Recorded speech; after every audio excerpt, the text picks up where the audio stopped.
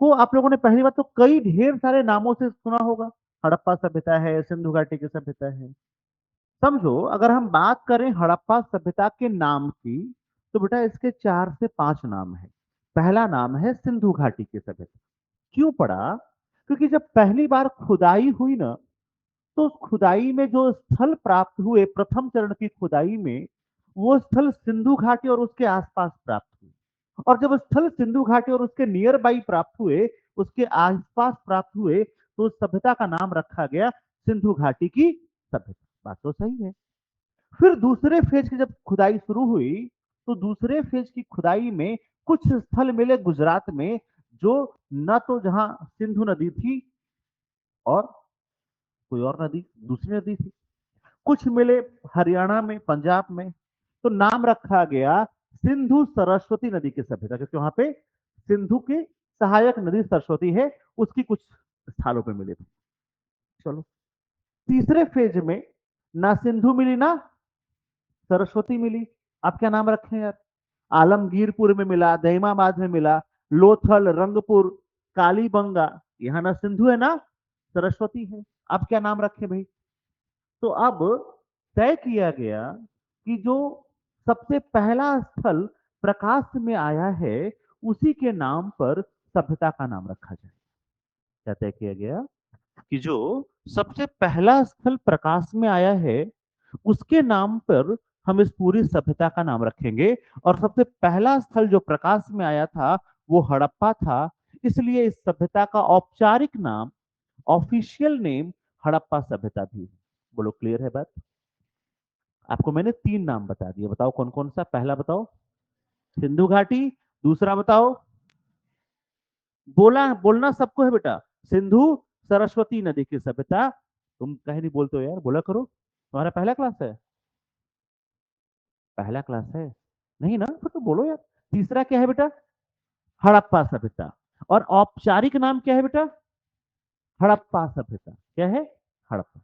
इसके अलावा इसके 2 नाम और हैं बेटा। पहली बार इसी सभ्यता में नगरीकरण आया, नगरीकरण के तत्व देखे गए। अब सवाल ये उठता है कि सर नगरीकरण के क्या तत्व होते हैं? हम कैसे मान लें कि कोई सभ्यता नगरी सभ्यता है या कोई सभ्यता ग्रामीण सभ्यता है? ये सवाल पैदा पैदा होगा ना। अब आप तुलना करो कि आपका गांव और आपका शहर, कुछ तो अंतर होगा। शहर के जो मकान होते हैं, वो अमूमन एक जैसे होते हैं और एक पैटर्न पे बने होते हैं। एक जैसे होंगे और एक, ठीक है, लगभग मकानों की जो हाइट है वो सब एक जैसी हो। जैसे अभी मैं जहां लखनऊ में रहता हूँ, तो वहां जितने भी मकान हैं, वो सारे मकान ऑलमोस्ट 1250, मिनिमम 1250 स्क्वायर फीट के होंगे और मैक्सिमम 1800 स्क्वायर फीट के होंगे। ठीक है।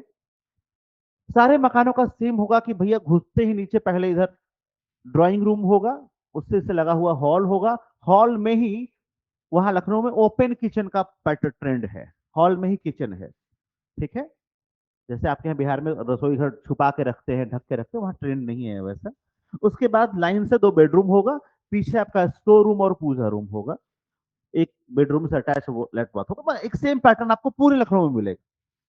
पूरे लखनऊ में आपको सेम पैटर्न मिलेगा। ऐसा पटना में अपार्टमेंट में जाएंगे, तो आपको यहाँ पे भी सेम पैटर्न दिखाई देगा। Same pattern. बात समझ में आ रहा है? अब गांव में गाड़ियां कहाँ खड़ी होती हैं? घर के भीतर। भाई गाय बल तक हम घर के भीतर रखते हैं। शहरों में बड़ी समस्या है यार। हाँ, बड़ी समस्या है। बड़ी मुश्किल से 2 व्हीलर ही घर के अंदर खड़ी हो पाती है। का है? अभी मैं जिस बिल्डिंग में रहता हूँ, उस बिल्डिंग में 3 फ्लोर हैं, और 3 फ्लोर में सबके पास एक 4 व्हीलर और एक 2 व्हीलर मिनिमम है। मेरे पास 2 2 व्हीलर, एक 4 व्हीलर है। बड़ी मुश्किल से 2 2 व्हीलर अंदर आ पाता है। 4 व्हीलर हमारा बाहर खड़ा रहता है। क्या करें? धूल फाक रहा है बेचारा। गांव में क्या होता है? बड़ा घर होगा, तो घर का पैटर्न आपको समझ में आया।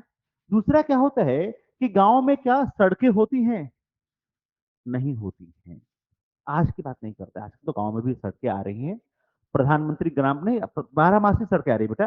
प्रधानमंत्री ग्राम सड़क योजना के तहत 12 मासी सड़कें बन रही हैं, उसमें दो राय नहीं है। लेकिन पहले क्या सड़कें होती थी? शहर में सड़कें होंगी। व्यापार और वाणिज्य गांव में होगा, शहर में होगा? तो समझ में आया तत्व क्या थे। तो ये जो हड़प्पा सभ्यता है बेटा, ये नगरीय सभ्यता थी, इसलिए इसका एक और नाम रखा गया, जो चौथा नाम है इसका, वो है प्रथम नगरीय सभ्यता। क्या नाम है रखा गया इसका? प्रथम नगरीय सभ्यता।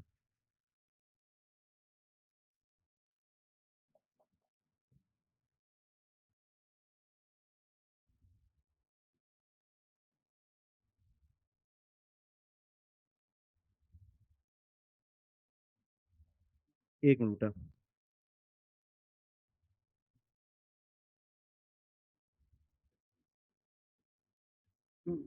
ठीक है। क्या नाम रखा गया? प्रथम नगरीय सभ्यता। और इस सभ्यता में पहली बार कांसे का प्रयोग हुआ था, इसलिए पांचवा नाम है कांस्य युगीन सभ्यता। बोलो क्लियर है? क्या नाम रखा गया? कांस्य युगीन सभ्यता। यहां तक कोई समस्या किसी को? कोई दुख दर्द कष्ट परेशानी याद हो गया पांचों नाम? अच्छा, अभी कहानी खत्म है, तो कहानी का शुरुआत है। आगे कहानी थोड़ी सी मुश्किल है, थोड़ा सा हिम्मत रख के पढ़ना है।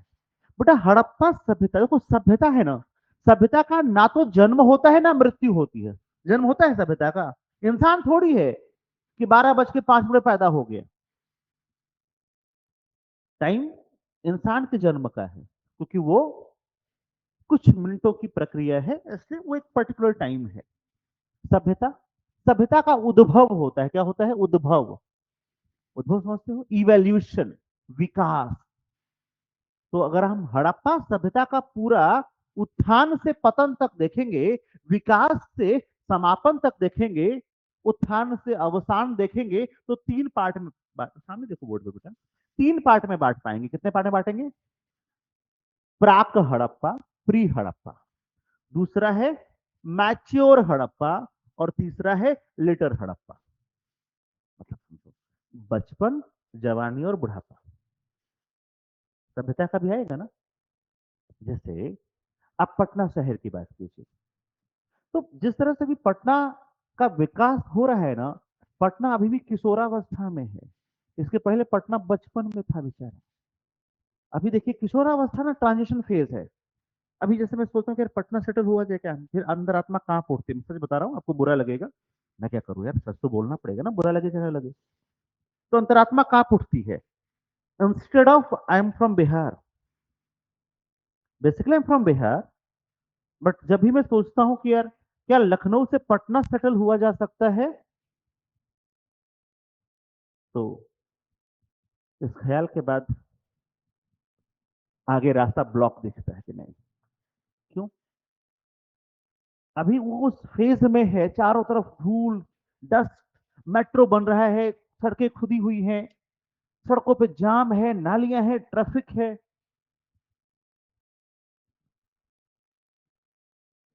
जब मैं तुलना करता हूँ लखनऊ से, मेट्रो बन चुकी है, बड़े बड़े ब्रिजेस बन चुके हैं, बहुत स्मूथ ट्रैफिक है, बहुत सॉलिड कानून और व्यवस्था है। हाँ, बहुत सॉलिड है कानून व्यवस्था।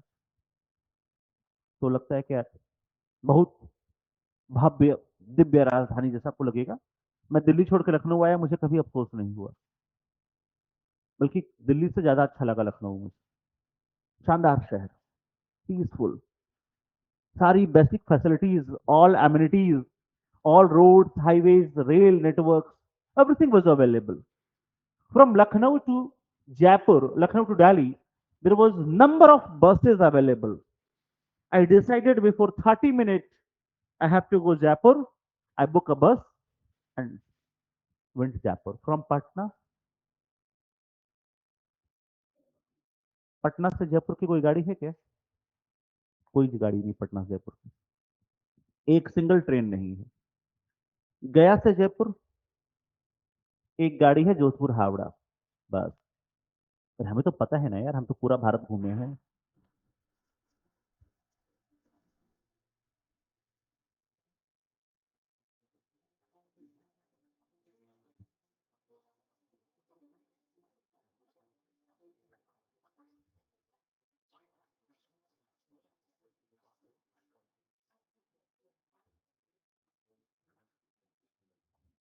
इसका उपाय छोड़ के हमको बाकी सब पता है, लेकिन इसी का उपाय समझ में नहीं आता है। ठीक है।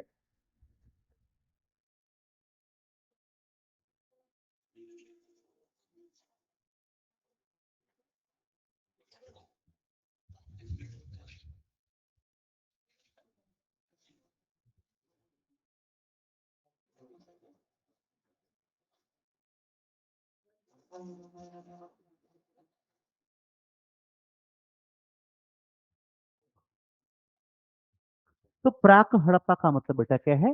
हड़प्पा सभ्यता भी पैदा हुई जस्ट बचपन बचपन में है, तो विकास नहीं हुआ है। फिर क्या आएंगे हम लोग? मैच्योर हड़प्पा, परिपक्व हड़प्पा। क्या आएंगे? परिपक्व हड़प्पा। ठीक है।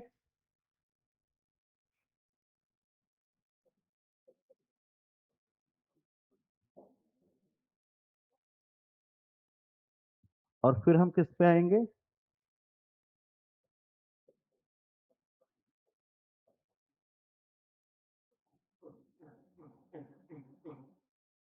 उत्तरोत्तर हड़प्पा।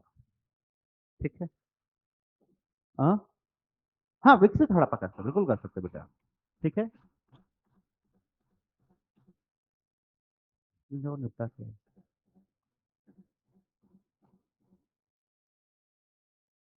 ऐसे मानेगा नहीं है।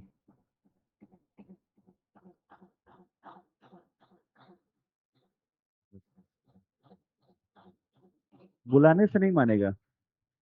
तुम ले जाओ इसको। दूसरा कोई तरीका नहीं है इसका। शाम के टाइम में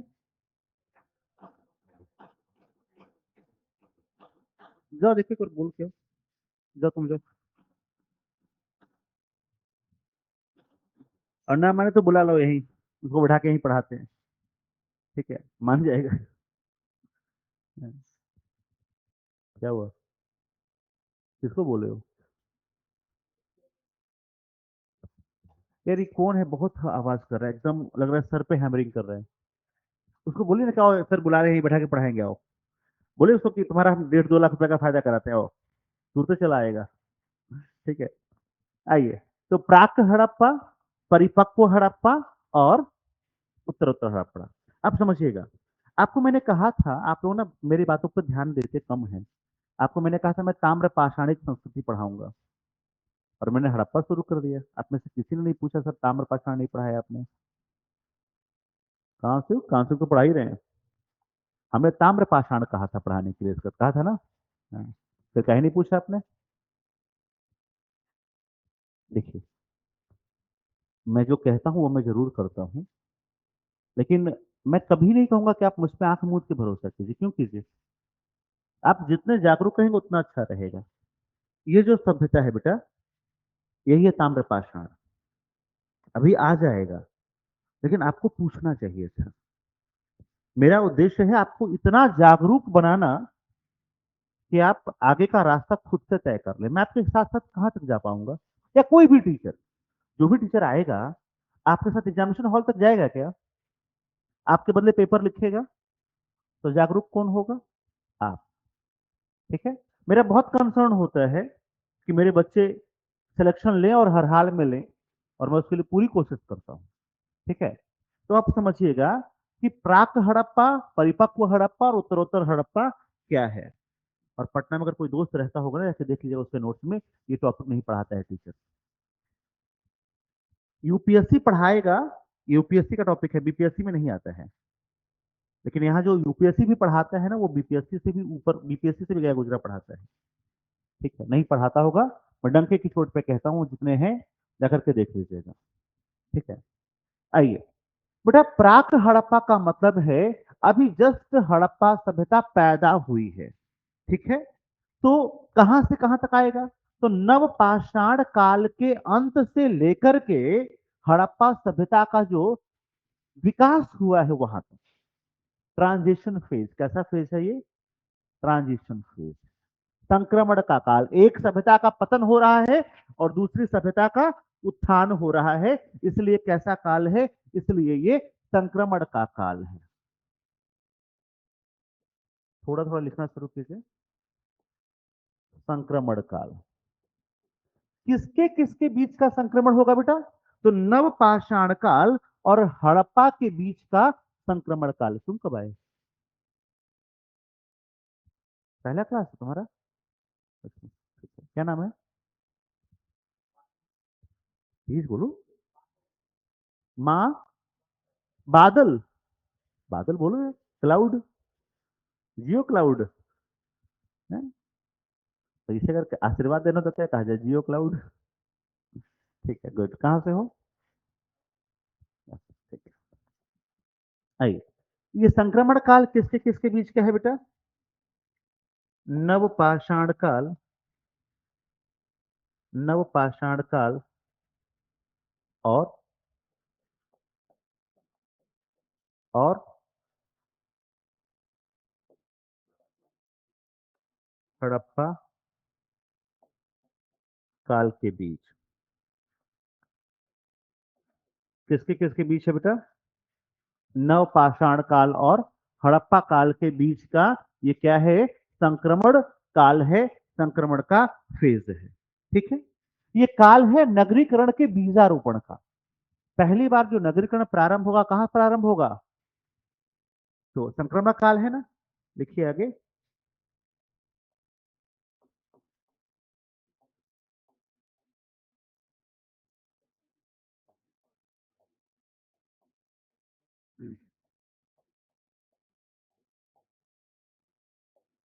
नगरीकरण का बीजारोपण काल कैसा काल है बेटा?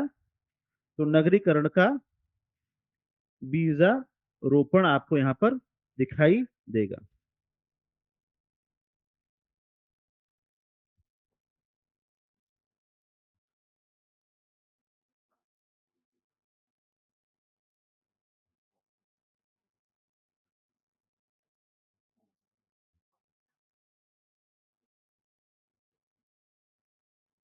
ठीक है, बोलो भाई। क्लियर? चलो। तो इस काल में क्या पढ़ना है आपको?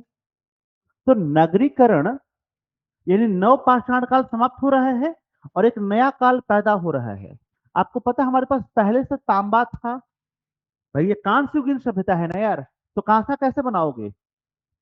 तो टीन और तांबा को मिला करके या तांबा और जस्ता को मिला करके कांसा बनता है। तो तांबा हमारे पास पहले से था। तो यही जो काल है ये कैसा काल है? ताम्र पाषाणिक काल। कैसा काल है बेटा? यानी तांबे के साथ पत्थर को लगा करके हम औजार बनाएंगे। तो इस काल को हम क्या कहेंगे? ताम्र पाषाणिक काल कहेंगे। क्या कहेंगे हम इस काल को? ताम्र पाषाणिक काल कहेंगे। क्योंकि इस काल में हम क्या करेंगे? तो इस काल में हम तांबे में पत्थर लगा करके बनाएंगे।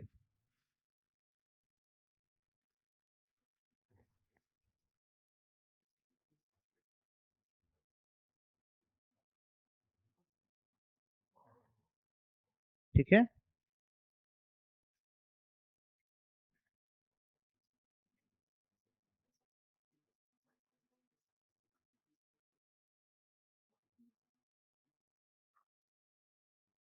ठीक है बेटा, ताम्र पाषाणिक काल। ठीक। अच्छा, इसमें क्या है? तो ये परिपक्व में इसको आप विकसित काल कह सकते हैं। विकसित हड़प्पा, विकसित हड़प्पा। ठीक है। और ये कैसा है? पतनोन्मुख।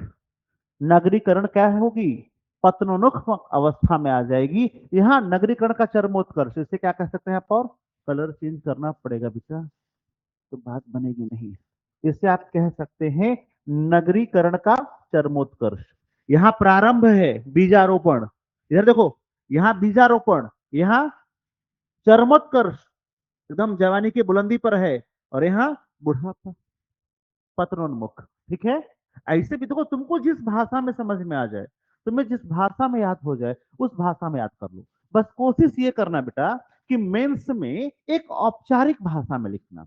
मैंने अक्सर आपकी कॉपियां देखी, आपका मतलब है कि मैं तो हमेशा पढ़ा रहा हूं यार। तो मैंने कॉपियां देखी हैं, बच्चे जिस भाषा में बोलते हैं उसी भाषा में लिख देते हैं।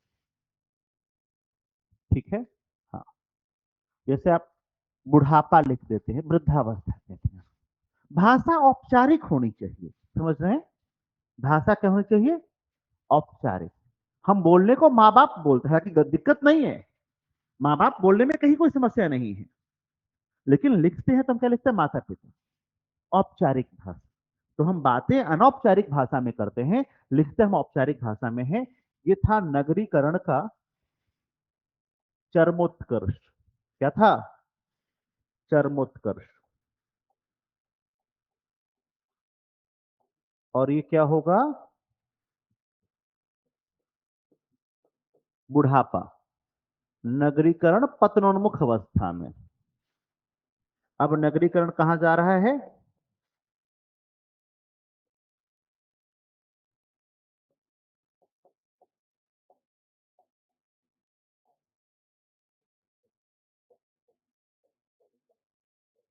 नगरीकरण पतनोन्मुख अवस्था में जा रहा है।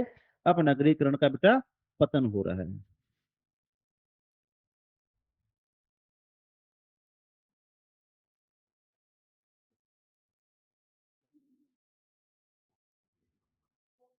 हाँ, हट जाओ।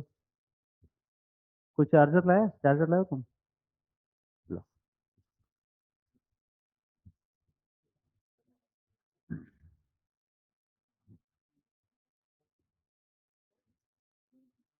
हट, लिख लिया? एकदम ये तीन चीज क्लियर हो गया? अरे बोलो यार। बेटा ये बेस है सिर्फ, अभी तो पूरी बिल्डिंग बाकी है इस पे। ठीक है। और सुनो, यूपीएससी में सवाल कहीं नहीं आता है कि लोथल से क्या मिला, कालीबंगा से क्या मिला, ये बीपीएससी तक है। और अब तो बीपीएससी भी नहीं पूछता यार। हाँ। चार्जर दो, फोन कहते अपना। नहीं, इधर कहेंगे। दरअसल आज छोटा वाला भाई आने वाला है, तो वो क्या पता कब फोन करेगा। ठीक है। और मैं चाहता हूँ कि अगर वो इधर आएगा तो मैं आपसे जरूर मिलवाऊँ उसको। ठीक है, ताकि आप लोग थोड़ा सा मोटिवेटेड फील करें। ठीक है। कुछ होता नहीं है, किसी भी अधिकारी से मिलकर के ऐसा कुछ वो नहीं बताएगा नया जो आपको मैं ना बता पाऊँ, फिर भी आप थोड़ा मोटिवेटेड होंगे। ठीक है, क्योंकि आपके लिए वो एक नया अनुभव होगा। हम तो रोज मिलते रहते हैं, तमाम अधिकारियों से मिलते रहते हैं, बट आपके लिए नया अनुभव होगा। ठीक है। एक लड़का हमारे यहाँ आया, अ, विजय विक्रम सिंह नाम है उसका। विजय विक्रम सिंह लॉकडाउन में मुझसे मिला, और आपको, आपने अगर अनअकैडमी का यूट्यूब चैनल देखा होगा ना, तो विजय विक्रम सिंह का इंटरव्यू मैंने डाला है अनअकैडमी के इंटरव्यू चैनल, उस पे, यूट्यूब चैनल पे। ठीक है। तो विजय विक्रम सिंह मुझसे लॉकडाउन में मिला, सब सब कुछ बंद था, pure lockdown, fully lockdown, exam तो होना ही होना था।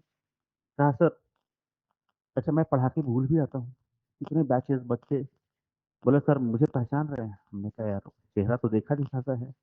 बोला सर मैं वही लड़का हूँ जिसने, जिसे आपने एक दिन कहा था बेटा तुम जरूर सिलेक्ट हो गए। हमने कहा कुछ तो वजह रही होगी, ऐसे में आशीर्वाद नहीं बांटता फिरता, मेरे पास खुद कोटा कम है आशीर्वाद का, अनलिमिटेड कोटा दिया है ऊपर वाले ने भी। बोला सर मेरा एक बार हाथ टूट गया था, और उस समय वो लड़का प्लास्टर लगा हुआ हाथ, ऐसा हैंड ब्रेस पहन करके स्कूटी से किसी के साथ लेकर के पीछे बैठ करके कॉपियां चेक कराने ऑफिस आता था वो। हमने कहा हाथ टूट गया कैसे? बोला सर अच्छा हुआ टूट गया। हमने कहा ऐसा क्यों कह रहे हो यार? कहा सर घर, मैं घर पे, बोला सर मैं घर पे रहता हूँ, घर वाले मुझसे काम करा करा के मेरी हालत खराब कर दिए थे, अच्छा हुआ टूट गया, मेंस तक मैं इसे ठीक नहीं होने दूंगा, और ठीक हुआ तो फिर तोड़ूंगा। और कहा सर सोचिए कि टूटा कौन सा हाथ? बायां। अच्छा हुआ कि बायां टूटा है, ईश्वर चाहता है कि चुपचाप बैठूं, आंसर लिखूं और जाके मेंस दे के आऊं। कहा सर जब से टूटा है ना, घर वाले बिस्तर पे लाके खाना देते हैं, मुझसे कोई एक गिलास पानी नहीं मांगता है, वरना घर के जितने काम थे, विजय ये कर दो, विजय वो कर दो, विजय ये कर दो, जीना हराम करके रखा था मेरे घर वालों ने। ऊपर वाले ने कहा कि ये लो इनाम। आपको क्या लगता है कि ये निगेटिव है? नहीं बेटा, इसे कहते हैं आपदा में अवसर। और वो लड़का जब ये बात कहा ना, हमने कहा बेटा तुम जरूर सिलेक्ट होगे। तुम्हारा सिलेक्शन पक्का है, तुम्हें कोई दुनिया की कोई ताकत रोक नहीं सकती। बोला सर मैं 8-9 घंटे बैठ के लिखता हूँ। ये हाथ तो हिलना नहीं है, इस हाथ से तो लिख ही सकता हूँ, लिखना ही तो है। दुनिया में सबसे आसान काम है पढ़ना। एक हाथ टूटा था, फिर भी वो पढ़ा। हाथ टूटा है, हौसला नहीं। टूटा जो है वो हाथ है, हौसला नहीं टूटा है। उसके बाद मैंने कहा हाँ याद आया, एक लड़का आता था मुझसे कॉपी चेक कराने, वो तुम थे, ये याद नहीं था। कहा मेरा इंटरव्यू है और कोई कोचिंग में अवेलेबल नहीं है, प्लीज मुझे गाइड कर दीजिए। मैंने कहा ठीक है, आओ इंटरव्यू कराते हैं, मॉक इंटरव्यू कैसे कराएं। तो एक और स्टूडेंट था मेरा जो पहले से डीएसपी था, छोटा वाला भाई मेरा अपना भाई था। तो हमने कहा यार एक लड़का है ऐसा ऐसा है, एक बार गूगल मीट पे आओ तुम लोग। हमने सामने कैमरा लगाया और अनअकैडमी पे पढ़ा ही रहे थे। अनअकैडमी ने सारा सेटअप दे रखा था, कैमरा वैमरा सब कुछ था ही। हमने कहा इंटरव्यू कराए, लगभग 3 से 4 मॉक कराए। पहले मॉक में बहुत खराब था, को जम के सिखाए। फिर बोले 1 हफ्ते में सब तैयार करके आना। चौथा मॉक बहुत शानदार था। हमने कहा था कि चौथे मॉक के बाद कि तुम्हारा सिलेक्शन होगा, हाँ तुम्हें एसडीएम चाहिए, वो तुम्हारे मेंस पर डिपेंड करेगा, इंटरव्यू में अच्छे मार्क्स मिलेंगे। इस समय विजय सीटीओ है, कॉमर्शियल टैक्स ऑफिसर है। एसडीएम डीएसपी के बाद यूपी में जो सबसे अच्छी पोस्ट है वो सीटीओ है।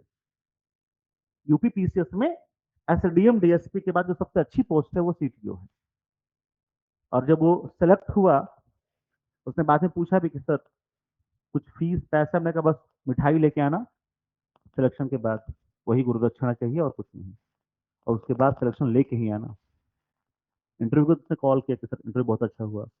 अब एक्चुअली उन्हीं एरिया से सवाल पूछेगा जहां आपने कहा था काम कर लो, यहाँ सवाल पूछेगा ही पूछेगा।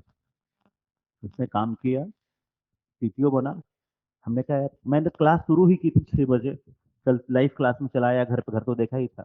मिठाई लेकर के सर हो गया सिलेक्शन। हमने कहा बड़ी जल्दी, कब रिजल्ट है? बोला सर अभी आए 10 मिनट पहले। हमने कहा मंदिर मंदिर हो लिया? बोला नहीं, अब जाएंगे। मैं कहा गजब बात है, पहले मंदिर में जाना चाहिए था ना।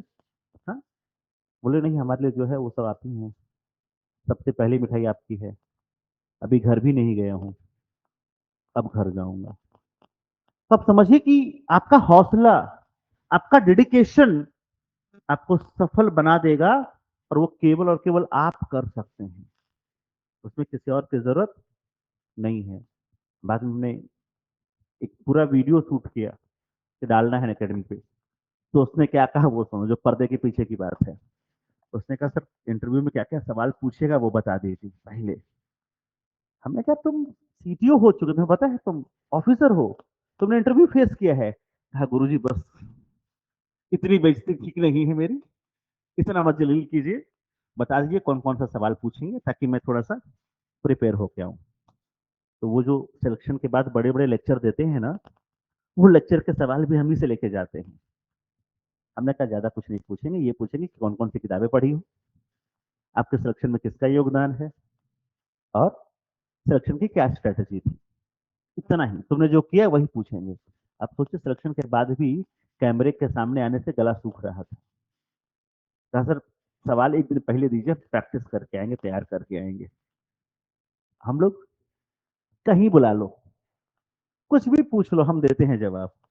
आप सवाल पहले भेजते हैं क्या कि आप सवाल पूछेंगे हमसे? हम तो ऑन द स्पॉट जवाब देते हैं। तो आपको लगता है कि हाँ सिलेक्शन के बाद पंख लग जाते हैं, इधर पीछे बड़ा सा वो सूर्य की किरणें घूमने लगते हैं, ऐसा कुछ नहीं होता है। वही इंसान होता है, सेम एज इट इज, जो घर पे वही नॉर्मल से कपड़ों में घूम रहा होता है, घर वालों के डांट खा रहा होता है। आज भी डांट देता हूं मैं।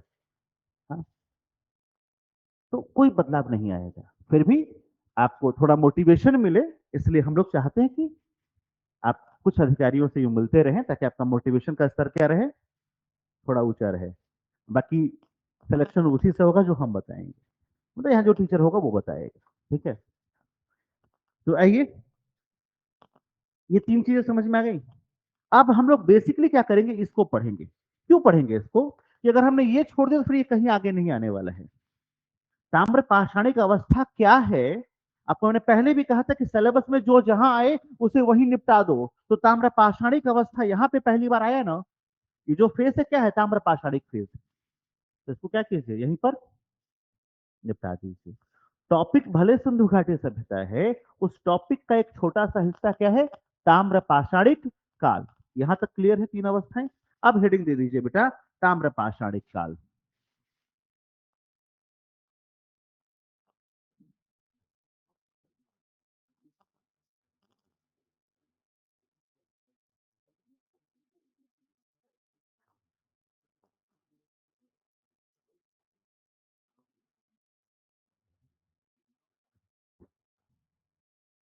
ताम्र पाषाणिक काल।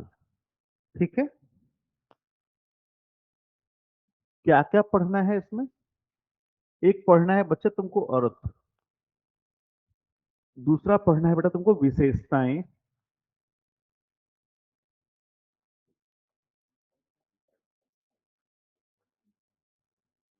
अच्छा सुनिए, आप एक काम और कर सकते हैं। जैसे आपने टॉपिक डाला टॉपिक 2, इसका जो आप नंबर डालेंगे चाहे तो आप डाल सकते हैं 2.1। ठीक है, ये खुद से डालना होगा, मेरे भरोसे मत रहना, ताकि आपको समझ में आए कि हम किसमें क्या पढ़ने वाले हैं। ठीक है। दूसरे अध्याय का पहला फेज है क्या? अरे बोलो यार, पहला फेज क्या है? ताम्रपाषाण काल। तो क्या है, पहले क्या पढ़ेंगे आप? ताम्रपाषाण काल का अर्थ, उसकी विशेषताएं और उसके स्थल। ठीक है। हाँ बेटा, अर्थ का अगर हम बात करें तो सीधा सा मतलब निकलता है ताम्र प्लस पाषाण। क्या निकलता है यार? ताम्र प्लस पाषाण। तो क्या बना ये?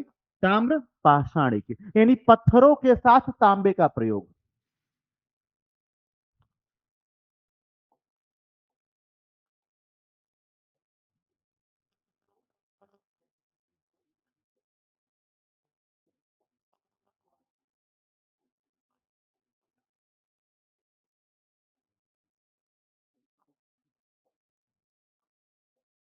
क्या आया?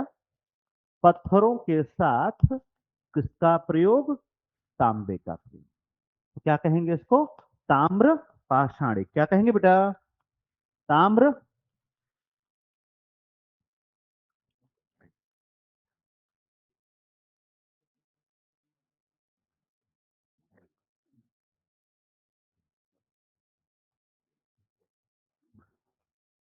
आइए,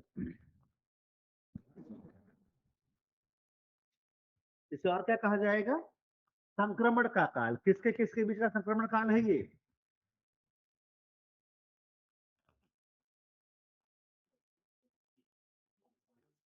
संक्रमण काल किसके किसके बीच?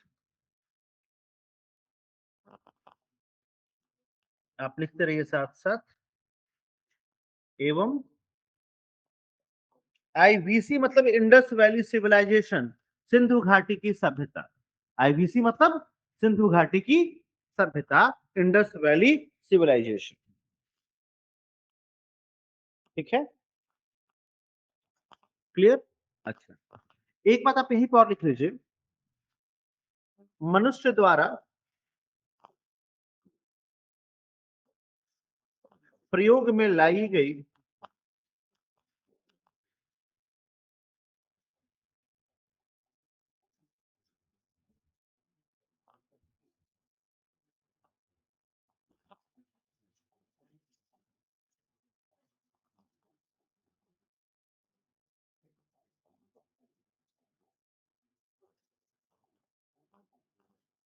मनुष्य द्वारा प्रयोग में लाई गई पहले धातु क्या थी?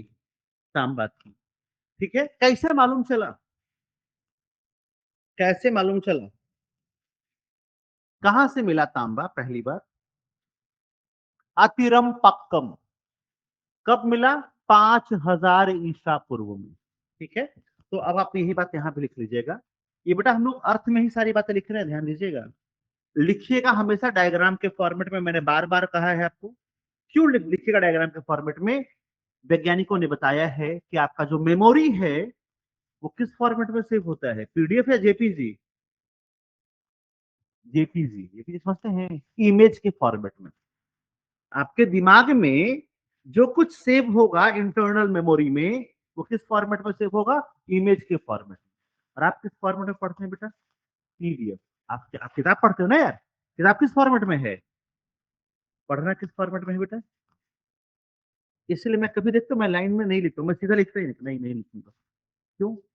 बोर्ड भी अगर ध्यान से देखा होगा तो याद आएगा, कॉपी ठीक से रिवाइज करेगा तो याद आएगा। ठीक है, आपका पहला क्लास में क्या नाम है आपका? निशा, कहाँ से है? पटना से, ठीक है। निशा, ये दूसरा अध्याय है इंडस्ट्रियल सिविलाइजेशन, जो कि जस्ट स्टार्ट हुआ है। ठीक है, इसका पहला ये है कि तीन पार्ट हैं, प्राक हड़प्पा, परिपक्व हड़प्पा और उत्तरोत्तर हड़प्पा। हिंदी मीडियम है आपको? हिंदी मीडियम है ना? हाँ,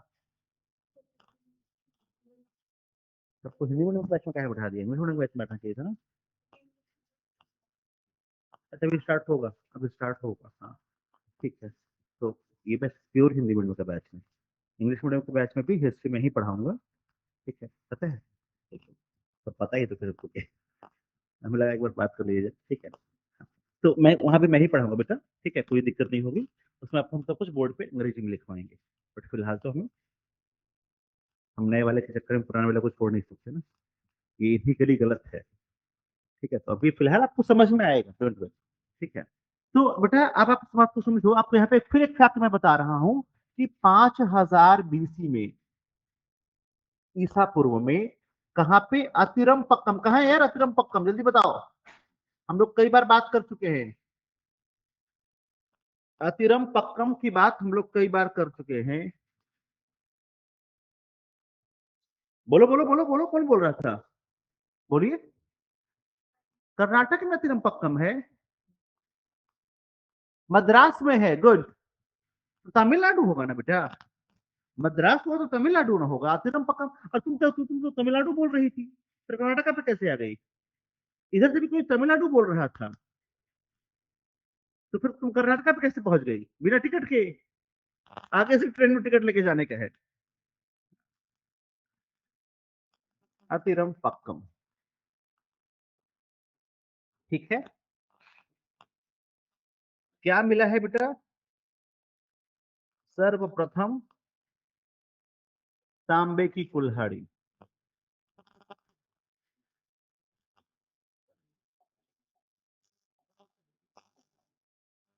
क्या मिला? तो अतिरम पक्कम में सबसे पहले मिला है तांबे की कुल्हाड़ी। ठीक है, अर्थ अर्थ है, ये इंट्रो इंट्रो है। जैसे आपके यहाँ देखो यूपीएससी में तो यहाँ से सवाल पीटी में आएगा, बिहार में यहाँ से मेंस में सवाल आने के चांसेस हैं। 8 नंबर के सवाल पूछ लेगा आपसे कि ताम्र पाषाण काल से आप क्या समझते हैं, इसकी विशेषता बताएं। ठीक है, तो अर्थ बता दिया आपको मैंने, इंट्रो हो गया तैयार। हाँ, एक पॉइंट है, दूसरा, तीसरा और चौथा, 4 पॉइंट हो गया। 4 लाइन का इंट्रो बहुत होता है। अब सीधा किस पे आएंगे हम लोग? हाँ बेटा, लिखा नहीं था अब तक? थोड़ा फास्ट किया करो बेटा, ठीक है, थोड़ा फास्ट लिखा कीजिए। ठीक है, हाँ। हड़प्पा सभ्यता की खोज करता, देखिए, सुन लीजिए, हड़प्पा सभ्यता की खोजकर्ता का अगर श्रेय किसी को जाता है तो वो जॉन मार्शल है, क्योंकि उन्हीं के निर्देशन में, देखो बेटा, काम हमेशा सिपाही करता है। नाम किसका होता है? कल को आपका जो रिजल्ट होगा वो रिजल्ट मेरा नहीं होगा, अन अकेडमी का होगा। ठीक है, हाँ। क्यों? संस्थाओं का नाम होता है, नाम किसका होता है? संस्थाओं। ठीक है, आपसे कोई पूछेगा कहाँ से पढ़े, तो आप क्या बताइएगा? अन अकेडमी। समझ में आ रहा है? तो हमेशा संस्था का नाम होगा। जॉन मार्शल साहब उस समय डीजी एएसआई थे, डायरेक्टर जनरल एएसआई, भारतीय पुरातत्व सर्वेक्षण विभाग के महानिदेशक थे। तो नाम किसका होगा?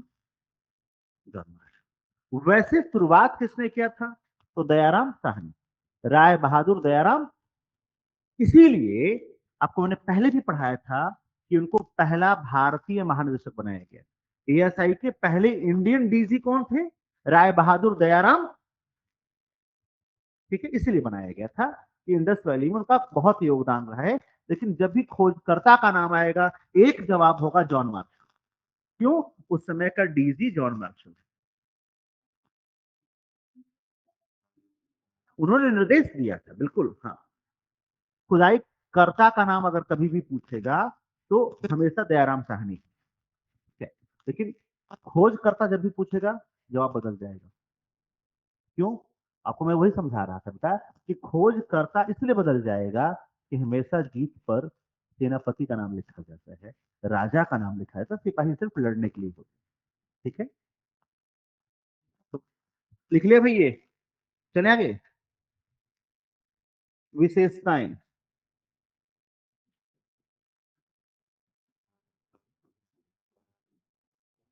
अच्छा ये बताओ, नवपाषाण काल जो है ये कैसा काल है यार? नवपाषाण काल जो है वो कैसा काल है? ग्रामीण काल है। तो ये सभ्यता भी कैसी होगी? ग्रामीण सभ्यता होगी। बोलो यार, कैसी सभ्यता होगी? अच्छा। दूसरा, कि क्या इनको लिखने की कला आती थी? आपने पढ़ा है प्राक हड़प्पा, सॉरी, प्रागैतिहासिक काल, आद्य ऐतिहासिक काल और ऐतिहासिक काल। तो स्टोन एज किस में आता है? प्रागैतिहासिक में आता है। ये भी स्टोन एज ही है। तो लिखने की कला थी, तो पढ़ने की कला वो तो ऐसी नहीं रहेगी। तो ये लोग लिखना पढ़ना नहीं जानते थे। अच्छा, ये लोग जानते क्या थे? तांबा को पत्थर के साथ मिला करके औजार बना दे रहा है, तो धातु कर्म विज्ञान आता है कि नहीं आता है? आता है ना। अच्छा, दूसरा आपको मैंने पढ़ाया था पहले भी, नवपाषाण काल में, कि धातुओं को पिघलाने की परंपरा इन लोगों को मालूम, प्रक्रिया मालूम थी। पता है धातु प्रज्वलन, देखो लिखा होगा विशेषता में कि धातु प्रज्वलन के साक्ष्य मिले हैं, लिखवाया था ना। एक मिनट और, एक। तो धातु कर्म विज्ञान और धातु का प्रज्वलन इनको आता है। अच्छा, पहिए का आविष्कार हो चुका है, तो पहिए का प्रयोग, तो पहिए का प्रयोग अब तक केवल पहले कैसे होता, कुम्हार के चाक के रूप में। अब तक वही रुका है कि बैलगाड़ी बनाया है? जी, बैलगाड़ी बनाया है, घोड़ा गाड़ी बनाया है, हाथ गाड़ी बनाया, देखा है हाथ गाड़ी ना, ये सब बना लिया है। क्यों बनाया यार? क्यों बनाया बैलगाड़ी, क्यों बनाया हाथ गाड़ी? अरे व्यापार वाणिज्य, लंबी दूरी की यात्राएं कैसे तय करोगे? घोड़ा पर बैठ के खाली हो जाएगा उससे। अब आपको बैलगाड़ी चाहिए क्योंकि आपके पास सामान है, आप एक बाजार से दूसरे बाजार जा रहे हैं, तो व्यापार वाणिज्य घटेगा बढ़ेगा। अच्छा, कृषि का खोज हो चुका है, तो कृषि बढ़ेगी, ठीक है। अच्छा, अग्नि का भी खोज हो चुका है, तो अग्नि का प्रयोग होगा नहीं होगा? अब बताओ इसमें ऐसा क्या है जो नया आपको मैं बता दूंगा? अपना दिमाग चलाने का और चुपचाप लिखने का। नया जैसा कुछ भी नहीं है, ठीक है। आई बात समझ में? आप बोले, आप कुछ पूछ रही थी, तेज बोली। वो हड़प्पा में आएगा, अभी नहीं। ये हड़प्पा नहीं है। वो चित्रलिपि पिक्टोग्राफी जो है मैच्योर हड़प्पा का लक्षण है, ठीक है। तो यहाँ से वहां तक बहुत समय है। मैच्योर हड़प्पा तक जाने, जानती हैं 2 से 2,500 साल बाकी है अभी। 2,500 साल में विकास समझ रहे हैं, ज्यादा होगा ना। अभी तो बिल्कुल, अभी ये वो ट्रांजिशन फेज है, अभी नवपाषाण काल खत्म हो रहा है, ठीक है। अभी हड़प्पा पैदा भी नहीं हुआ है, उन दोनों के बीच का काल है ये, ठीक। तो पहला आइए, ग्रामीण सभ्यता, बोलो यार। ठीक है यार, पहला। दूसरा बताओ कि पशुपालन होगा, कृषि प्लस पशुपालन, इनका लक्षण था। तीसरा, लिपि का ज्ञान। हाँ, नहीं था, कौन? कौन है नींद में?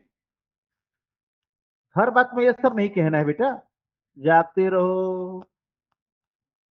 अब हर बात में खाली ये सब। तो ग्रामीण सभ्यता थी, कृषि और पशुपालन था, लिपि का ज्ञान नहीं था।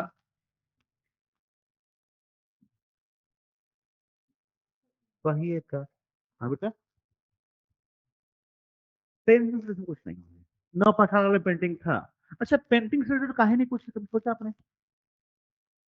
मैं दो बातें और लिखूं, फिर देखना जवाब मिल जाएगा, बस खाली बोर्ड पर देखते रहना, जवाब मिल जाएगा।